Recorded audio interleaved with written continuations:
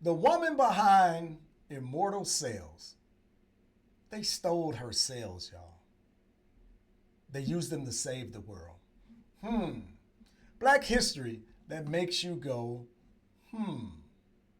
In this episode, we're uncovering the story of Henrietta Lacks, a black woman whose cells became medicine's most powerful tool.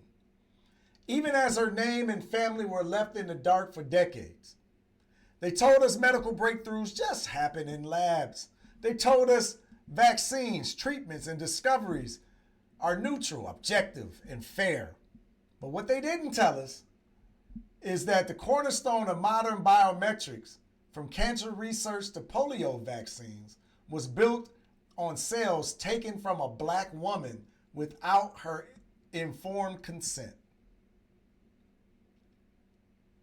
Here's what really happened. 1951, Henrietta Lacks, a 31-year-old mother of 5 from Baltimore, visited Johns Hopkins Hospital, one of the few places that treated black patients at the time. She had cervical cancer. During the treatment, doctors removed small sample of her tumor cells. Standard practice then, but these cells did something extraordinary. They didn't die. They multiplied. They kept multiplying. Faster, stronger, longer than any cell scientist had ever seen. They named them the HeLa cells after Henrietta Lacks. HeLa became immortal in the lab. Scientists shipped them around the world. They used them as to test vaccines, study radiation, map genes, develop IVF, and explore cancer therapies.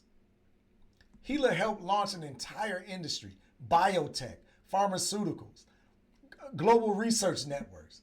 If you ever benefited from a vaccine, cancer treatment, or countless medical advances, you're likely benefiting from HeLa.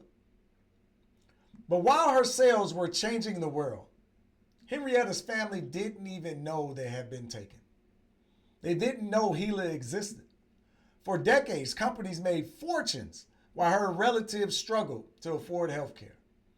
Her children learned the truth, not from a doctor, but from researchers who wanted more samples.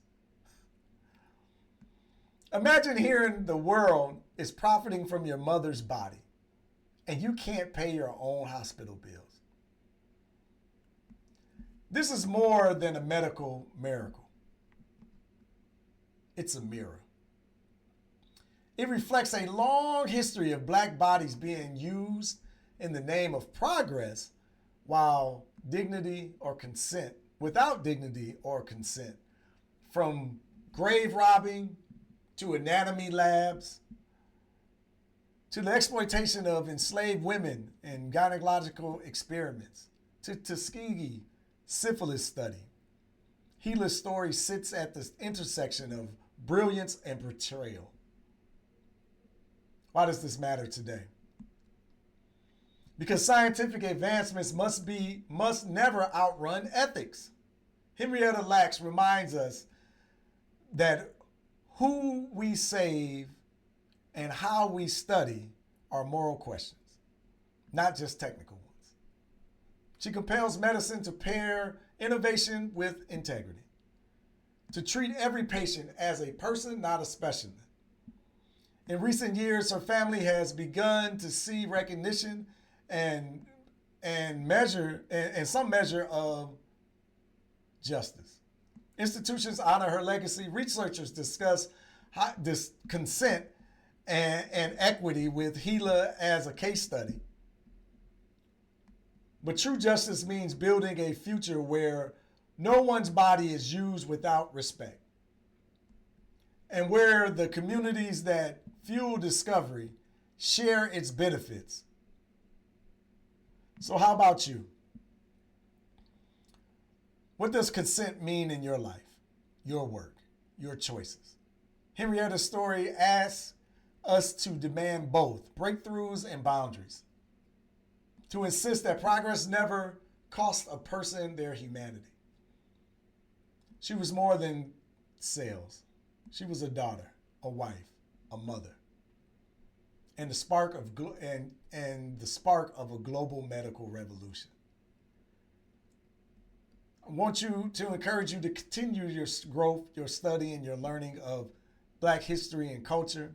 You'll find that it's the missing pages of world history, the missing pages of American history, and a history that we all deserve to know and respect. We believe that 5 minutes a day keeps the miseducation away, so I want to encourage you to stay curious, stay consistent, and keep learning what they tried to bury.